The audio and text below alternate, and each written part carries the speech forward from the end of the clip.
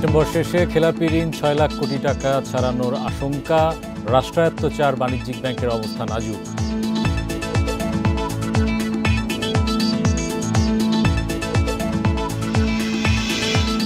জ্বালানি সংকট ও যান্ত্রিক ত্রুটিতে কমেছে বিদ্যুৎ কেন্দ্রের উৎপাদন। দিনে ১,৫০০ মেগাওয়াট পর্যন্ত লোডশেডিং, ভোগান্তিতে গ্রাহক।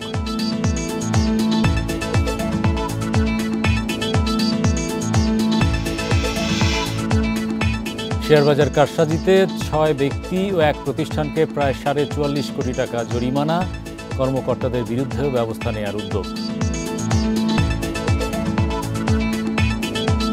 আমন্ত্রণ জানাচ্ছি অর্থনীতি সারাদিনে। আপনাদের সাথে আছি আমি হরি সাহা। শুনছিলেন শিরোনাম, এবার জানাবো বিস্তারিত।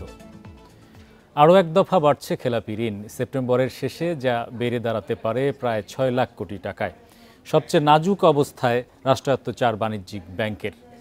বাংলাদেশ ব্যাংক বলছে, প্রকৃত চিত্র উঠে আসায় বাড়ছে খেলাপি ঋণের পরিমাণ। অনেক শিল্প মালিকের বিদেশে পালিয়ে যাওয়া এবং কারখানা বন্ধের প্রভাবও পড়েছে খেলাপি ঋণে। ২০০৯ সালে আওয়ামী লীগ সরকার গঠনের সময় খেলাপি ঋণ ছিল ২২,৪৮১ কোটি টাকা। ১৫ বছর পর গত অর্থ বছরের শুরুতে যা বেড়ে দাঁড়ায় ২,১১,৩৯১ কোটি টাকায়। বাংলাদেশ ব্যাংকের তথ্য বলছে, মার্চ থেকে জুন ৩ মাসে খেলাপি ঋণ বেড়েছে ১,১০,০৯৪ কোটি টাকা, আর এক বছরে ৩,১৯,০৩৬ কোটি টাকা বেড়ে দাঁড়ায় ৫,৩০,৪২৮ কোটি টাকায়। ব্যাংক কর্মকর্তারা বলছেন, ফরেনসিক অডিটের মাধ্যমে বেরিয়ে আসছে খেলাপি ঋণের প্রকৃত চিত্র। ঋণ খেলাপি হওয়ার নিয়মে পরিবর্তনও বড় কারণ। প্রাইভেট সেক্টরটা কলুষিত হয়েছে গত এক দশক ধরে, যেখানে নিজেরাই নিজেদের ব্যাংকটাকে ধ্বংস করে ফেলেছে। কিছু খেলাপি ঋণ কোর্টের নির্দেশনায় এগুলো খেলাপি বলা যাবে না বলে আনক্লাসিফাইড দেখানো হচ্ছিল। আমরা সেইটা উপেক্ষা করে এখন সবগুলিকে সরাসরি ক্লাসিফাইড দেখাচ্ছি। আর কিছু কিছু ক্ষেত্রে ফরেনসিক অডিট এমন হয়েছে যে আমরা প্রিজাম্পশন করছি যে সামনে এটার অবস্থা খারাপের দিকে যাবে, অতএব এখনই অ্যান্টিসিপেট করে সেগুলোকে আমরা ক্লাসিফাইড করে বিএল না করলেও ডিএফ করে দিয়েছি।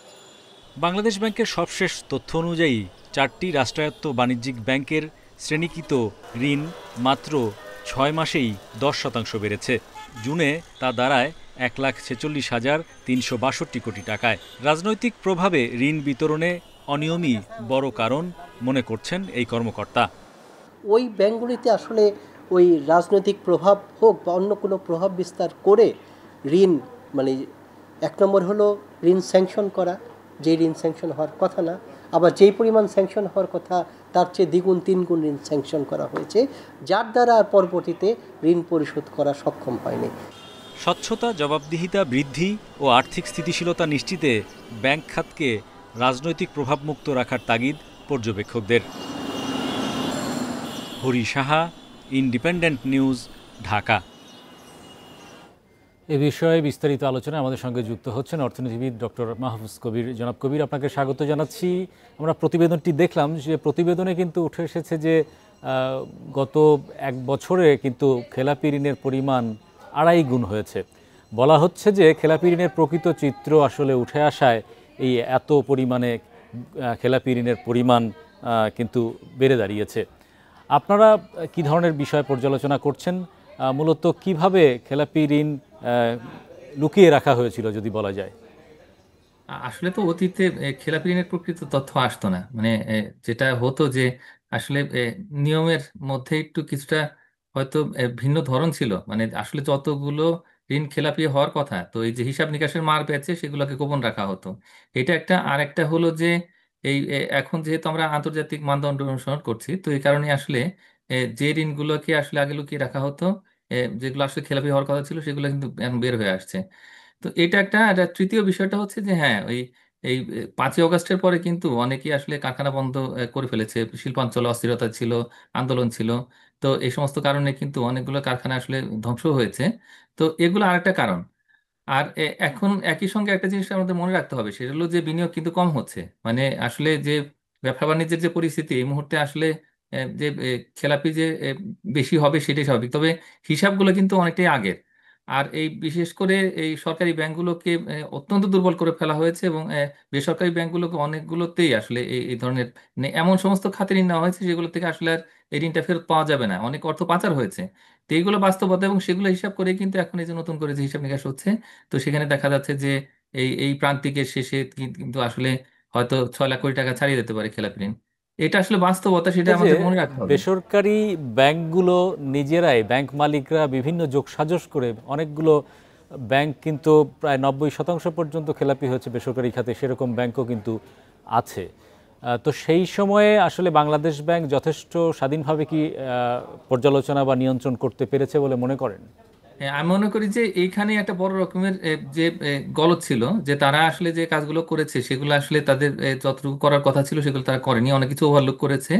এবং আরেকটা বিষয় হচ্ছে কি, যে আমরা তো এখন আসলে এই যে একটা টাস্ক ফোর্স করেছি, ইনফ্যাক্ট আমি বারবার বলছিলাম যে একটা কমিশন করা হোক, যে আসলে বাংলাদেশ ব্যাংকের দায় কতটুকু ছিল সেটা কিন্তু বাংলাদেশ ব্যাংক এখনো বলছে না। হ্যাঁ, তো আমি মনে করি যে এই জায়গাতে কারা আসলে একটু দেখেও দেখেনি, কারো প্ররোচনায় হয়েছে কিনা সেগুলো একটু দেখতে হবে। আমার মনে হয় কি, যে যে ব্যাংকগুলো আসলে আসলে নিজেরা মালিক হয়ে যারা আসলে ব্যাংকগুলো লুট করেছে, সেই সমস্ত মালিকরা আসলে কার প্ররোচনায় কিভাবে করেছে, এবং বাংলাদেশ ব্যাংক কেন মুখ বন্ধ করে বসে থাকলো, তো সেগুলো একটু দেখা দরকার। তো এইভাবে আমি মনে করি যে যে হিসাবগুলো এসছে বা এখনো আসছে নতুন নতুন করে, তো সেগুলো আসলে বিবেচনায় নিয়ে আসলে যোগসূত্রটা সূত্রটা কোথায়, এবং কিভাবে আসলে আসলে মানে পুরো ব্যাংকিং সিস্টেমের যে অথরিটি, তাদের নিয়ন্ত্রক সংস্থা, তারা কিভাবে এই কাজটা করলো সেটি একটু খতিয়ে দেখা দরকার। রাষ্ট্রীয় ব্যাংকে হস্তক্ষেপ সবচেয়ে বেশি হয়েছে এমন একটা পর্যবেক্ষণ বাংলাদেশ ব্যাংক এবং বিভিন্ন মহল থেকেই কিন্তু সবসময় এসেছে। এবং আগেও আমরা দেখেছি যে বেসরকারি ব্যাংকের তুলনায় রাষ্ট্রীয় ব্যাংকগুলো, বাণিজ্যিক ব্যাংকগুলোর কিন্তু খেলাপি ঋণের পরিমাণ 4-5 গুণ ছিল। সেটা এখন প্রকৃত চিত্র উঠে আসায় খেলাপির পরিমাণ কিন্তু বেশ খানিকটা বেড়ে যাচ্ছে। তো রাজনৈতিক প্রভাব মুক্ত রাখতে আসলে আগামীতে কী ধরনের পদক্ষেপ জরুরি বলে মনে করেন? হ্যাঁ, আমরা কিন্তু পরিষ্কার দেখতে পেয়েছি যে কারা আসলে রাষ্ট্রীয় ব্যাংকগুলোকে খালি করে ফেলেছে। মানে এমনও মালিক আছে যাদের আসলে নিজেদের প্রাইভেট ব্যাংক ছিল, তারা নিজেদের ব্যাংকে হাত দেয়নি, তারা গিয়ে আসলে এই সরকারি ব্যাংকগুলোতে হাত দিয়েছে এবং সেগুলো কিন্তু খালি করেছে। এবং পরে আমরা দেখতে পেয়েছি যে ওই সমস্ত যে সমস্ত শিল্প কারখানা যেগুলো অস্তিত্বই নেই, সেরকম কারখানাগুলোর জন্য পরে আবার নতুন করে আবার ঋণের চিন্তা ভাবনা করা হচ্ছে, এরকম কিন্তু ঘটনা ঘটছে। তার মানে হলো যে আগামী দিনগুলোতে আমাদের মনে রাখতে হবে এবং একই সঙ্গে একেবারে পরিষ্কার করে অবস্থান নিতে হবে যে যে সমস্ত ব্যাংকের মালিক, যেমন প্রাইভেট ব্যাংক যেগুলোর মালিক আসলে এই মানে সরকারি ব্যাংকগুলোতে ঋণ নিতে চান, যারা প্রভাবশালী, তো তাদের বিষয়ে আর একটু বেশি সতর্ক হতে হবে। তার কারণ এরাই কিন্তু কি করে, নিজেরা নিজেদের প্রাইভেট ব্যাংক রেখে তারা কি করে, তারা এই সরকারি ব্যাংকগুলোর দিকে তাকায়। এবং একই সঙ্গে এই যে বিভিন্নভাবে যে ফোন আসা, রাজনৈতিক যে প্রভাব বিস্তার করা এবং প্রভাবশালী মহলের চাপে আসলে এই যে সরকারি ব্যাংকগুলো, সে জনগণের করের অর্থে সেই ব্যাংকগুলো চলে। তো সেই ব্যাংকগুলোকে খালি করার যে যে সমস্ত প্রচেষ্টা অতীতে হয়েছিল সেগুলো পর্যালোচনা করে আমি মনে করি যে এখানে কঠোর ব্যবস্থা গ্রহণ করা দরকার। যে সমস্ত এই ব্যবস্থাপক যারা সিদ্ধান্ত গ্রহণকারী এই কাজগুলোর সঙ্গে জড়িত ছিলেন, তাদের অন্তত 2-1 জনের দৃষ্টান্তমূলক যদি শাস্তি হয়, তাহলে ভবিষ্যতে আসলে এই কাজগুলো করার আর কেউ সাহস পাবে না। তো এইভাবে করে রেগুলেটরি মেজার একদিকে নেওয়া এবং একই সঙ্গে যারা এই কাজগুলো করেছে তাদের জন্য শাস্তির ব্যবস্থা করলে আমি মনে করি যে ভবিষ্যতে এই ধরনের যে এই ব্যাংকগুলোকে লুট করার যে একটা প্রচেষ্টা, সেগুলোকে বন্ধ করা যাবে। ধন্যবাদ জনাব ডক্টর মাহফুজ কবির আমাদের সঙ্গে যুক্ত হওয়ার জন্য। কয়েকটি বড় বিদ্যুৎ কেন্দ্রে জ্বালানি সংকট এবং যান্ত্রিক ত্রুটির কারণে কমেছে উৎপাদন, তাই দিনে ১৫০০ মেগাওয়াট পর্যন্ত লোডশেডিং হচ্ছে। বড় অংশই ভোগাচ্ছে গ্রামাঞ্চলের গ্রাহকদের। বিদ্যুৎ উন্নয়ন বোর্ড বলছে পরিস্থিতি স্বাভাবিক হতে আরও কয়েকদিন সময় লাগবে। বিশেষজ্ঞদের মতে জ্বালানির অতিরিক্ত আমদানি নির্ভরতাই বিদ্যুৎ খাতের সংকটের মূল কারণ। সম্প্রতি গরমের তীব্রতার সঙ্গে বেড়েছে বিদ্যুতের চাহিদাও, বিপরীতে কমেছে উৎপাদন। মঙ্গলবার রাত 11টায় দেশে বিদ্যুতের চাহিদা ছিল ১৬,৩০০ মেগাওয়াট, কিন্তু সরবরাহ ছিল ১৪,৫৬৯ মেগাওয়াট। সে সময় লোডশেডিং হয় ১,৬০০ মেগাওয়াটের বেশি। মাতারবাড়ি কয়লা বিদ্যুৎ কেন্দ্রের একটি ইউনিট যান্ত্রিক ত্রুটিতে বন্ধ, আরেকটিতে মিলছে ২৫০ থেকে ৬০ মেগাওয়াট। পটুয়াখালী রামপালের কেন্দ্র থেকেও কয়লার অভাবে মিলছে না চাহিদা মতো বিদ্যুৎ। ভারতের আদানির সরবরাহ অর্ধেকে নেমেছে। 2-3 দিনের মধ্যে হয়তো এগুলো রিকভার করবে। রামপালের কোল অন দ্য ওয়েতে আছে, কাছাকাছি চলে আসছে সম্ভবত। মাদারবাড়িতে হয়তো একটু দেরি হবে। ইন্ডিয়া যদি তাদের যে লোডগুলো কমাইছে, আদার বিদ্যুৎও কমছে, এলপিডি কমছে। এগুলো যদি তারা একটু রিস্টোর করে দেয় তাহলে সিস্টেমটা ইমপ্রুভ করে যাবে। বিদ্যুৎ বিভাগের তথ্যমতে ঢাকা বিভাগে চাহিদার তুলনায় ৫% বিদ্যুৎ কম পাচ্ছে গ্রাহকরা। ময়মনসিংহে লোডশেডিং ১৪ ভাগ, সিলেটে ১৮, রংপুরে ১২ এবং কুমিল্লায় ১৪ ভাগ লোডশেডিং হচ্ছে। পল্লী বিদ্যুতের গ্রাহকরাই বেশি ভোগান্তিতে। লোডশেডিং বিড়ম্বনার জন্য নবায়নযোগ্য উৎসের বিদ্যুতের অভাব, জ্বালানি সরবরাহে ঘাটতি বড় কারণ বলছেন বিশেষজ্ঞরা। বিদ্যুৎ খাতের আমদানি নির্ভরতা 65% মতো, যেটা পুরোপুরি আনসাস্টেনেবল। এই অবস্থা থেকে আমাদের গ্র্যাজুয়ালি নিজস্ব রিসোর্সের উপর নির্ভরশীলতা বাড়াতে হবে, জ্বালানি দক্ষতা বাড়াতে হবে, যাতে অপচয় যেগুলো হচ্ছে সেগুলো আমরা কমাতে পারি এবং কম খরচে পাওয়ার প্ল্যান্টগুলোর উপর নির্ভরশীল হতে পারি। অন্যদিকে তেলের ব্যবহারটাও আমরা কমাতে হবে, যাতে নবায়নযোগ্য জ্বালানি বাড়িয়ে দিনের বেলা তেলের ব্যবহার কমানো এবং রাতের বেলা ব্যাটারি স্টোরেজকে ইনস্টল করে আমরা যেন তেলের ব্যবহার কমাতে পারি। দেশে মোট ১৩৩ বিদ্যুৎ কেন্দ্রের গ্রিড ভিত্তিক উৎপাদন সক্ষমতা ২৮,০০০ মেগাওয়াট ছাড়িয়েছে, কিন্তু জলবিদ্যুৎ, সৌর, বায়ু বিদ্যুতের মতো নবায়নযোগ্য উৎসের সক্ষমতা ১,০০০ মেগাওয়াটেরও কম। Hari Saha, Independent News, Dhaka. এদিকে পল্লী বিদ্যুৎ সমিতির কেনাকাটায় দুর্নীতি খতিয়ে দেখতে সাবেক সচিবের নেতৃত্বে ৭ সদস্যের কমিটি গঠন করা হয়েছে। এছাড়া সংস্থাটির কর্মকর্তা কর্মচারীদের জন্য চাকরির বিধিমালা তৈরির নির্দেশও দেওয়া হয়েছে। বৃহস্পতিবার সচিবালয়ে সাংবাদিকদের ব্রিফিংকালে এসব তথ্য জানান জ্বালানি উপদেষ্টা ফাউজুল কবির খান। তিনি বলেন, সরকার পল্লী বিদ্যুৎ সমিতির সমস্যা নিয়ে উদাসীন, এটা মনে করা মোটেও ঠিক নয়। কর্মকর্তা কর্মচারীদের বেশ কিছু দাবি পূরণ করা হয়েছে, কিছু দাবি পূরণ করতে আইন ও বিধির পরিবর্তন করতে হবে। এ বিষয়ে কাজ চলছে। উপদেষ্টা জানান, গণছুটির পরেও বিদ্যুৎ সরবরাহে কোনো সমস্যা হচ্ছে না। সরকার সহনশীলতার পরিচয় দিচ্ছে, দুর্বলতা ভাবলে তা ভুল হবে। তাই যারা এখনও কাজে যোগ দেয়নি তাদের দ্রুত ফিরে আসার আহ্বান জানান জ্বালানি উপদেষ্টা। অর্থ বছরের প্রথম ৯ মাসের মধ্যে বরাদ্দের ৬০% অর্থ খরচ করতে না পারলে শেষ প্রান্তিকের অর্থ ছাড় স্বয়ংক্রিয়ভাবে বন্ধ হয়ে যাবে। সব মন্ত্রণালয় ও বিভাগের উদ্দেশ্যে এ সংক্রান্ত পরিপত্র জারি করেছে অর্থ মন্ত্রণালয়।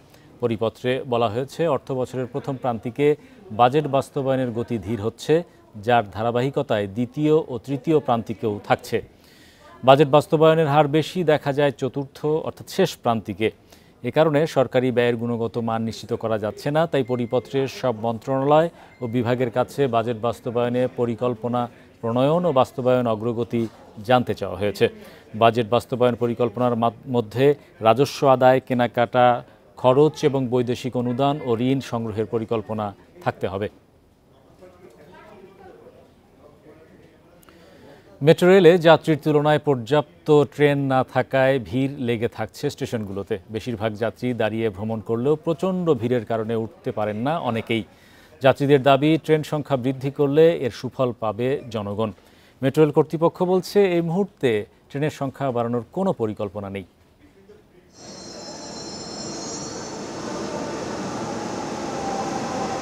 কর্মব্যস্ত নগরীতে প্রতিদিন গড়ে মেট্রো রেলে যাতায়াত করেন ৩.৫ লাখ মানুষ। তবে বিপুল সংখ্যক এই যাত্রীর জন্য পর্যাপ্ত নয় ট্রেনের সংখ্যা। প্রতিদিন ১৪টি ট্রেন ১৭৮টি ট্রিপ সম্পন্ন করলেও দিনের ব্যস্ততম সময়ে ব্যাপক ভোগান্তি পোহাতে হয়। আরও 2টা ইঞ্জিন যদি ভাড়ায় দেয় তো যাত্রীদের ভোগান্তি লাঘব হবে। এই জন্য সরকারের পদক্ষেপ নেওয়া উচিত দ্রুত গতিতে। টাইমটা যে 10 মিনিট দেওয়া হয়েছে সেটা যদি আগের মতো 6 মিনিটে নিয়ে আসা হয় তাহলে সে দেখা যাবে আমাদের অনেকেরই ভোগান্তি কম। এখানে দেখতে পাচ্ছেন 10 মিনিটের মধ্যে অনেকেই চলে আসছে। ভোগান্তির অভিযোগ করে ট্রেনের সংখ্যা বাড়ানোর দাবি জানান যাত্রীরা। বলেন, এর সুফল ভোগ করবে সাধারণ জনগণ। নিচের ফ্লোর দেখলাম মানুষ পুরো ভর্তি, এখানে ট্রেন আরও প্রয়োজন। এই ট্রেনে পর্যাপ্ত পরিমাণ সার্ভিস দিতে পারতেছে না। ট্রেনের সংখ্যা একটু বাড়ানো উচিত, তারপরে সবাই ভিতরে দাঁড়িয়ে ভিতরে একটা অবস্থা খারাপের মতো, এরকমেরই ঠেলাঠেলি মারামারি এরকম হয়। এই মুহূর্তে ট্রেন বাড়ানোর কোনো পরিকল্পনা নেই মেট্রো রেল কর্তৃপক্ষের। তবে অপারেটর বৃদ্ধির জন্য নিয়োগ প্রক্রিয়া চলমান বলে জানান ডিএমটিসিএল এর ব্যবস্থাপনা পরিচালক। না, ওইটা এখন হবে না, ওটা আরো টাইম লাগবে, লম্বা টাইম লাগবে। এখন আমরা ট্রেন অপারেটরের জন্য অ্যাডভার্টাইজ করছি অলরেডি, ব্যাপারে আছে। এখন আমরা চাচ্ছি আগে ট্রেন অপারেটর বাড়াইতে পারতো, আমাদের সক্ষমতা তো বাড়াইতে হবে। কর্মব্যস্ত নগরীতে মেট্রো রেল যেন এক আশীর্বাদ স্বরূপ। কিন্তু যাত্রীর তুলনায় ট্রেনের সংখ্যা কম হওয়ায় ভোগান্তি পোহাতে হচ্ছে অনেকের। যাত্রীরা মনে করছে ট্রেনের সংখ্যা বাড়ালে এর সুফল ভোগ করবে সাধারণ জনগণ। Sajjad Hossain, independent News, Dhaka. Mobile financial services app থেকে অ্যাড মানির সুবিধা স্থগিত করেছে স্ট্যান্ডার্ড চার্টার্ড বাংলাদেশ এসসিবি। মূলত সামাজিক যোগাযোগ মাধ্যমে প্রলোভন দিয়ে জালিয়াতির ঘটনায় এই সুবিধাটি বন্ধ করা হয়েছে। খুদে বার্তায় গ্রাহকদের বিষয়টি জানিয়েছে এসসিবি। সামাজিক যোগাযোগ মাধ্যমে প্রলোভনে পড়ে জালিয়াতির শিকার হয়েছেন বেশ কিছু ব্যবহারকারী। তাদের অভিযোগের ভিত্তিতে এই পদক্ষেপ নেওয়া হয়েছে বলে জানায় স্ট্যান্ডার্ড চার্টার্ড বাংলাদেশের কর্মকর্তারা। জালিয়াতির ঘটনা তদন্তে নিয়ন্ত্রক সংস্থা ও আইন প্রয়োগকারী কর্তৃপক্ষের কাছে অভিযোগ করা হয়েছে বলেও জানানো হয়। এদিকে গ্রাহকদের লেনদেন নিরাপদ ও বিশ্বস্ত চ্যানেলের মাধ্যমে প্রক্রিয়াজাতকরণ নিশ্চিত করতেই অ্যাপ থেকে অ্যাড মানির সুবিধা সাময়িকভাবে স্থগিত করা হয়েছে বলেও জানান কর্মকর্তারা।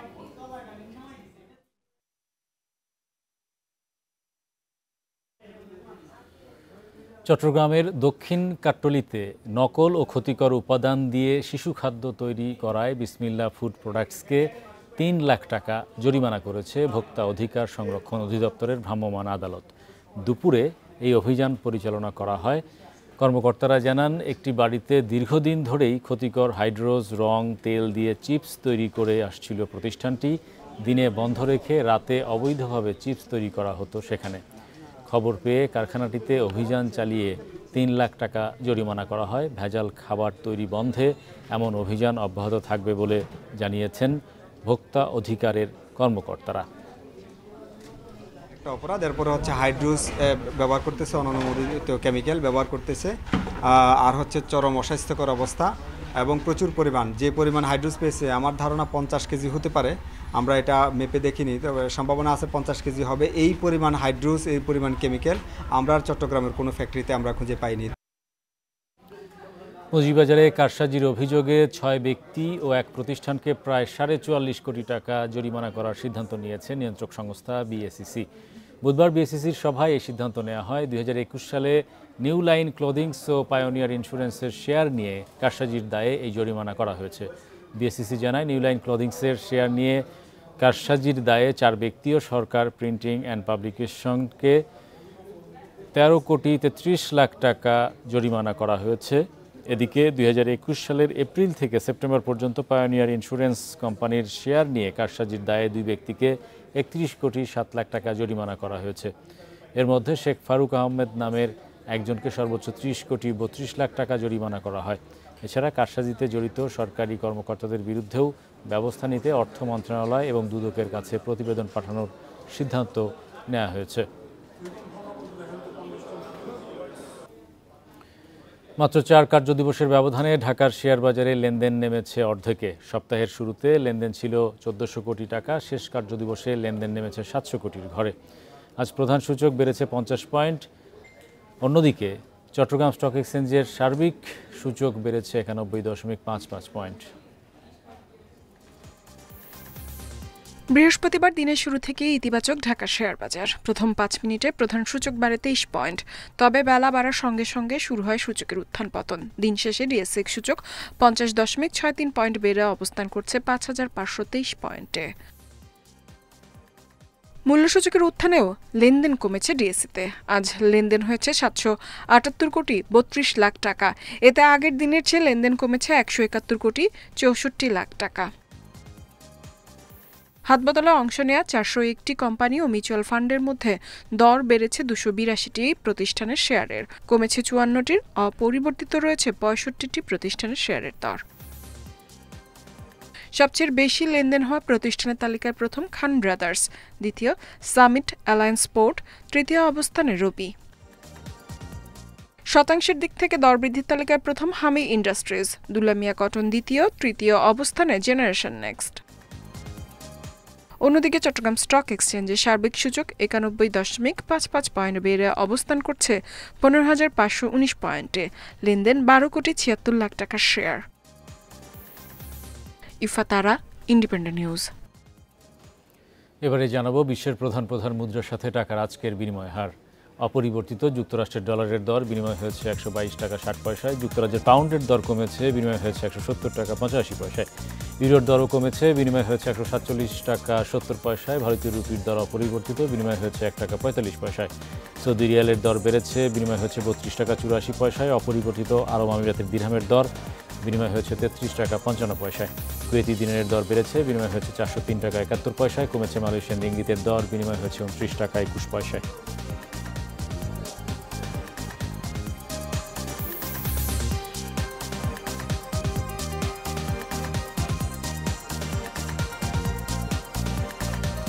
এই ছিল আজকের অর্থনীতি সারাদিনে। ইন্ডিপেন্ডেন্ট টেলিভিশনের সব খবর জানতে চোখ রাখুন ফেসবুক, ইউটিউব এবং এক্সে। আমন্ত্রণ আমাদের পরের আয়োজনে।